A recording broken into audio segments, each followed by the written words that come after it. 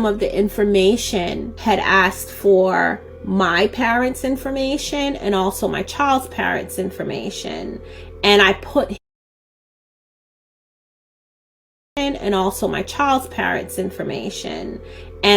him down as both. So that raised a red flag for the social worker at the hospital. I was 8 years old. It was just before my 9-year-old birthday. My mom sent me to go talk to my dad. You know, I was afraid of my dad because he was the one that would dish out punishment if my siblings and I did anything wrong. So when my mother told me that daddy wanted to talk to me alone, I was so nervous. And the things that he said to me was actually very encouraging, and he told me that he was proud of me and that I was very responsible. He then told me that he had to teach me how to be a woman, and that all fathers did this with their daughters. Then he took me into this little back room that was a closet, and he told me to lay down, and he lifted up my dress. I didn't know what to do. He was daddy. I could not deny him. I could not fight against him. I couldn't even complain. This is how strict he was.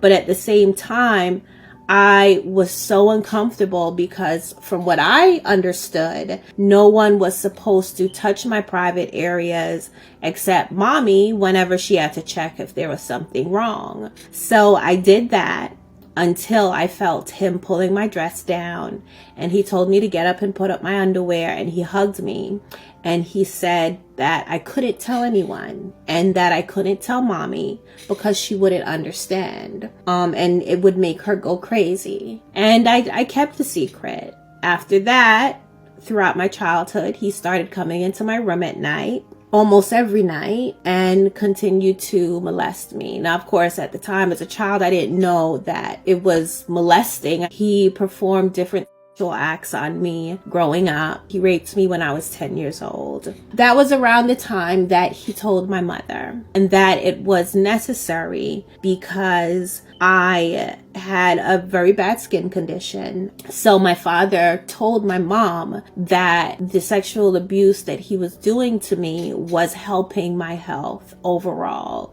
My father had introduced his girlfriend into molesting me. So his girlfriend would come over, stay the night with my family. My father would get me up and he would rape me while his girlfriend molested me during the time. So my mother didn't know that. So when I asked her, her name was Akua. When I asked her, did Akua tell her her face looks like she saw a ghost? That was the first time that I witnessed her confront my father. When she confronted my father about what he was doing to me, and the fact that he had introduced another adult to molest me as well, he beat her with a belt. And after that, she did not question him anymore. When I was about 14 years old, my father purchased a house in East Orange, New Jersey. The house that he purchased was dilapidated. It needed to be renovated.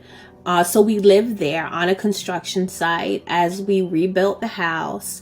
And it was during that time that I got pregnant with my first child by him. I guess it was melancholy. Like he wasn't upset, but he wasn't happy. So I don't know what was going on in his head, but when it did start stirring, because when my father's girlfriend, the same girlfriend that had molested me with him, found out that I was pregnant, she asked, well, is the baby going to be deformed? And that was the first time I saw him have an emotional reaction about it. And he's like, what are you talking about? And she then started to explain that family members, close family members that create a child, the baby would come out deformed. And that made him very angry. And he yelled at her. I don't know what else happened between them, but that was the most emotional response that I had seen him have. Then I had the baby. I started having labor pains. very mild labor pains. I did not know I was in labor. I felt like it was mild menstrual cramps, and I tried to go use the bathroom. Now, we did not have running water. We did not have plumbing. We didn't have a toilet. What we had was a makeshift toilet. So I was sitting on this makeshift toilet and I was pushing, thinking that I just needed to use the bathroom. I screamed out. My mom came running out of the one room that was finished enough for me and my family to live in. And she looked between my legs and she said my baby's head was there. So she called my father. My father and my mom brought me into the room, laid me on the mattress that was on the floor that we all slept on, and my baby just came flying out. So I barely had a labor. I barely pushed, and my baby was there. My father checked her over, and she didn't have any health issues that we could see. She was not deformed like my father's girlfriend said that she might be. And after he saw that, he decided that it was ordained by God that he continued to breed me, continued to make children, because the human race was facing extinction, and it would be his blue blood children that would repopulate the earth. By the time I had my son, my first son for my father, well, my first and last son for my father, I was about 21. And by that time, this was our life. My father abusing not only just me, but also 3 other of my sisters was just a normal thing. One of my sisters did get pregnant from my father around this time, so we had our sons in the same year. Then one day, my son, who was 5 months old, my father was away on a business trip. My mom was still home, and my brother, who now had become an adult and was sent outside of the family to help financially, he had come to visit. And my son woke up with what I later learned was seizures. And my brother convinced my mom to let him take me and the baby to the hospital. When we got to the hospital, it was all new to me. And they gave me all of this paperwork to fill out, name, information. They asked me if I had medical insurance, all of those things. My brother did a lot of the talking for me. But when I filled out the paperwork, you know, I had this feeling that this could be an opportunity to indirectly.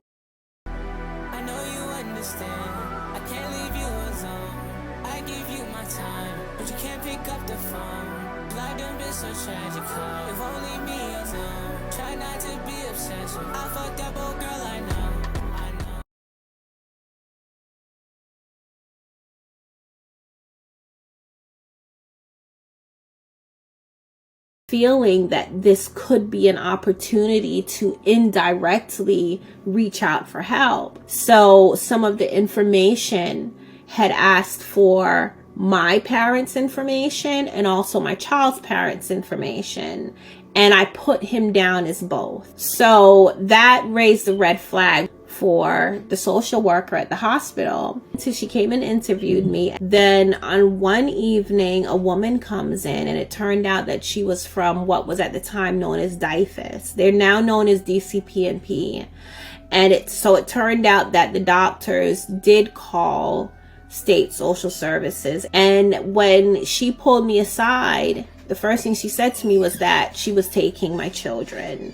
So I immediately clammed up. I now had my father threatening me, but then this woman wanted to take my children away. And then she did tell my father that she needed to come to the house. She got information about how many other children were at the house. She went to the house, and the next time she came back and spoke to me, she said that she was taking my other children into custody, and she was bringing them in the hospital to check them out. And my father was compliant. He did not argue about it. He did not question it, but he maintained his threats to me that I was to not tell them anything. So when I say that all of this difficult, what seemed like its own tragedy with what my son went through, ended up to be a complete blessing in disguise, because then my children were taking out of the environment, that the toxic environment that my father had created. One day when my father was taking one of my younger sisters into a bedroom to rape her, I stood up to him. For some reason, I just burst out yelling, cursing him out. I cursed him out. I cursed my mom out, because I realized if she stood up to him way years back, if she reached out for help herself, then this would not have gotten to the point that where we were at the time. So I held her responsible as well, and I took my sister into the bedroom and locked the door.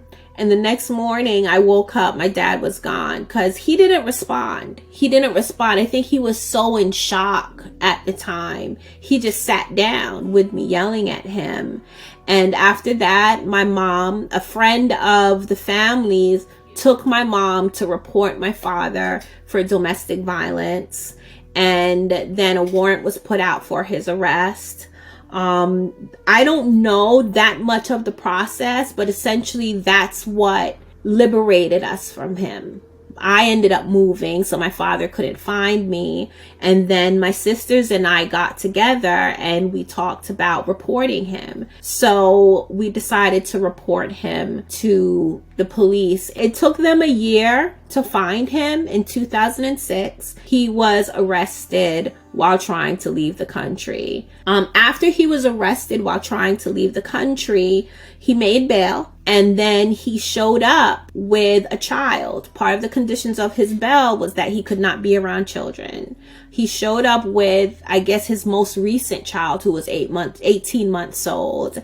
And the judge arrested him on the spot, and they put him in jail with, I think it was a $1 million bail, which he wasn't able to pay. And he stayed there until his first trial, which was in 2010. So he was charged for aggravated sexual assault. He was charged for over, I think, 75 different acts of sexual assault, lewdness with a child, abuse of a child, child neglect and endangerment. The list just goes on. And he's now serving 90 years in prison. So he did have 2 trials, one for my sister, which was in 2010. And the second trial where I had to testify was for the crimes that he committed against me. That was in 2013. So after escaping my father, getting my children back, I put myself through college on scholarships mostly, but I graduated magna cum laude with 2 bachelor's degrees. And I speak out about these issues. I have made myself a voice for those who don't feel that they are strong enough to speak out for themselves. And between my book and my nonprofit organization and the work that I do online through social media, it has just really raised awareness about these issues. And my ultimate goal, yes, is to end things like child sexual abuse and domestic violence and gender-based violence, but also shine light